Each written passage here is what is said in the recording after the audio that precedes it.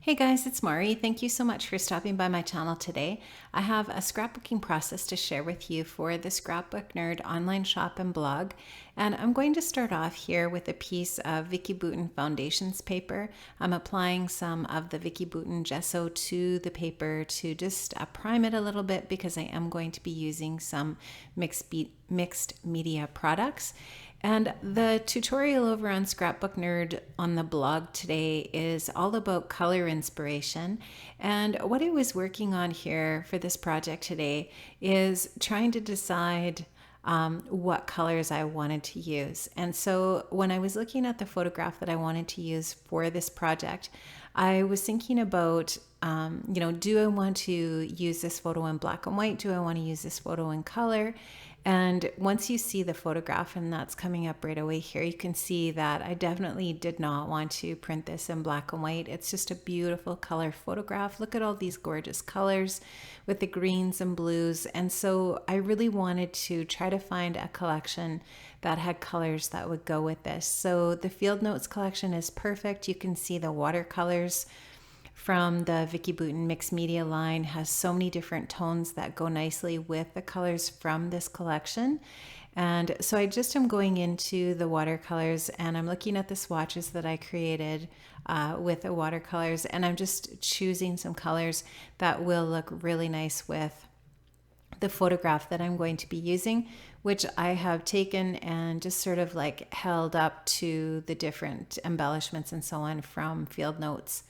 Now what I'm doing here with my little watercolor palette is I'm just taking a black marker and I'm just writing down the corresponding numbers that are on the tubes. These watercolor tubes aren't numbered and they don't have colors on them, at least I don't think that they do. So what I did with mine was I just put numbers on them with that marker. And now what I'm doing is I'm just writing the corresponding numbers of those markers down on my little palette. And then what I'll do is just dump those little swatch of those colors into the little wells of the palette. And then I'm just going to get some water and activate those, put the color on my brush and on some packaging. And then using both the brush and the packaging, I'll apply the watercolor to that primed foundations paper. And at first I thought I was going to kind of go in sort of like an oval sort of long strip and do that behind my photograph. But then as I was doing that, I kept putting my photo over onto the layout and checking out how I liked that.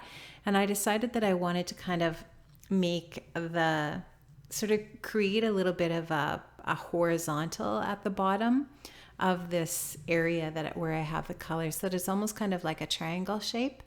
And then what I thought I would do is have the watercolor just sort of poking out the top and then at the bottom, and then do my clusters on the sides. So you'll see how that kind of evolves as we're going here. But the main concern here and what my tutorial is about today is how do I get a color palette going on for my mixed media that I'm going to be happy with, that will look nice with this photograph. And the big thing there was just to go through my stash and find a collection and some products that had those colors. And like I said before, this is really a win-win because I just recently got this collection and it is just so perfect the color palette is just so perfect for this photograph that I'm going to be working with today. So I really like that. And you can just see that I'm just going to continue getting those colors down. So this is a really pretty kind of like a peacock blue color that I'm going to add in here. And it's just so pretty. I just love this. Really kind of tealy, peacocky color. Gorgeous, gorgeous, gorgeous. Looks so pretty. Just going to keep adding some water. I'll dab that up with my paper towel. I'll add some splatters and just continuing going with it. This is so much fun. I love this process. It's great. It reminds me so much of art journaling. And if you've been following me for a while, you know that I love to do art journal spreads. I don't get filming my art journaling as much as I used to, and I'd like to do more of that. I always say that at the beginning of the year. I'm like, oh, I need to do more art journaling videos. but they do take quite a bit more time to create, and or at least to create and then create the video. So it's tough to get that all done. I'm taking some of the stamps from the collection and just putting those down. I used a little bit of archival ink and a little bit of VersaFine ink for this process just because it's waterproof ink. Those two kinds of inks are both waterproof, and I wasn't really sure. I thought I was, maybe I'm going to put some more water down there, so didn't want to use something that wasn't waterproof. Now I thought I was going to maybe use some washi tape here, but when I get it down, I don't like it. It's too heavy and I end up taking it off, and I do use a vertical line on the side, but I use pattern papers, and you'll see me add that here in a little bit. Now I'm going to take the stencil also from the new release from Vicki Boutin, and I'm going to take some of her iridescent glaze medium, and I'm going to put that down. This is just so shiny and pretty. I love this stuff. It's gorgeous, and it dries fairly quickly, and when it's dry, it's just a really, really nice layer of texture on your project. So I love using that stuff. I think it's so much fun, and it goes with everything. It's a neutral because it's, just kind of like a white or almost like a silvery white, and it's iridescent. So gorgeous. Love it.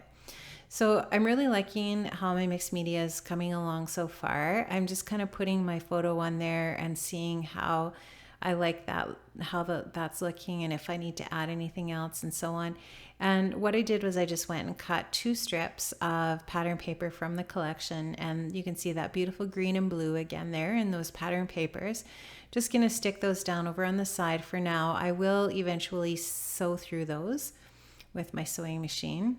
So I'm just liking how that's all coming along there, and just going back again to that photo. I'm going to add a little bit of tissue paper behind it just as a really, really simple photo mat. I didn't want too much kind of going on for my photo mat because, really that mixed media does everything I need it to do as far as some detail around that photo. So I didn't want to detract from that. I felt like this little layer of tissue paper was just perfect. So I grabbed that out of my stash, and I'll stick that down. Now I am going to add a little bit of craft foam to the back of this to give this a little bit of dimension, and that'll just lift it up off of the layout a bit. I'll put a little bit of liquid adhesive on the back of that, and then let that get nicely stuck down. You can see I'm just bending the paper a little bit so that it might help with the warping a bit here. I'll just put a little bit of a paperweight on top of my photo here in a minute so that that liquid adhesive has a chance to get stuck down. And now I'm going to just take some of the die cut embellishments and start playing with those. So I am going to use a bunch of the different embellishments from the collection, including the die cuts. I'm going to use some of the chipboard pieces. I will use some of the cardstock stickers and so on. The puffy stickers I'm going to use as a title here, and just so many fun pieces to this collection. Now I am going to pop up this little butterfly here with some foam adhesive just to give it a bit of lift.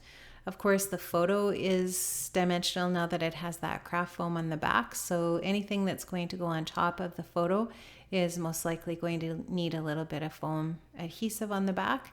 So I'm just going to add a little bit of that, and that butterfly is just the perfect color, and it's an outdoor picture, so just love how that all works together. I'm going to take this little die cut circle here. I'm going to add a piece of that over to the side. I love these circular pieces that Vicki has in her die cut packs. I think they're genius. I just love them. They just add a really neat little element to the design. And here you can see I'm just going in with, again, more of the die cuts to create a cluster over on the right side. So there's going to be that little cluster in the top left of the photo and then over to the side. And then I'm also going to do a little cluster over on the right side of the layout as well, just to balance off that area. Since there is that vertical heavy line on the left, I just wanted to put a little something down on the right edge of the layout as well.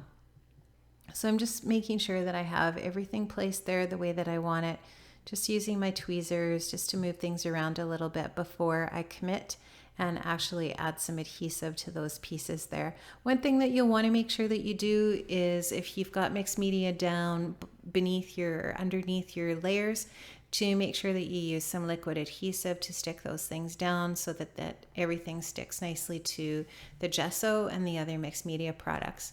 So that little chipboard piece there that I put by that blue flower says, "Life is short, live it." I love that. I think that saying is really perfect for this layout. And like I said before, I am going to use some puffy stickers as the title here. I'll use the puffy words happy and heart, and that will be the title for the layout. And then I'll just use some of the other die cut pieces and the chipboard for that little area that I was talking about down to the right. So just get that all stuck down there. I like how that looks. I think that just adds a little bit of dimension in the title area there. And then I'll start working on this other last cluster. And I'm going to just use these little stickers that actually look like paint splatters. I think those are so cute. I love those. Those are on the little phrase sticker sheet. So I'm liking how that's looking. I'm going to put 4 of those down, and then I'll start to layer on top of those, including using this little die cut heart, which I'm actually going to pop up on some foam adhesive. And then you'll just see I'm going to add a few other little stickers and die cuts in that area. I do a little bit of sewing over in this area as well. And then, like I said, I do a strip of sewing on those vertical pattern paper strips over on the left. And I am going to put a whole schwack of still shots at the end here. I had to do this voiceover twice because when I went to save it the first time, a couple of the video files corrupted. I don't know why. Movie Maker's been doing some weird things to me lately. I think it's time to upgrade. I do subscribe to the Adobe Creative Cloud. I am learning Premiere Pro slowly but surely, but for now I'm still using Movie Maker. So gosh darn it. It definitely wasn't happy with me today for some reason. Anyways, guys, make sure you check out Scrapbook Nerd online shop and blog. It is just a great little spot. I am going to leave a link in the description box below. If you liked my video today, please subscribe. I'd love to have you as a subscriber. If you liked my video, please give me a thumbs up. Leave me a comment. That would be awesome. I'd love to hear what you're using these days for color inspiration, or what are your go-tos for color inspiration when you kind of get a little bit stumped. Thanks so much, guys, and I will see you another time, and have an amazing day. Bye-bye.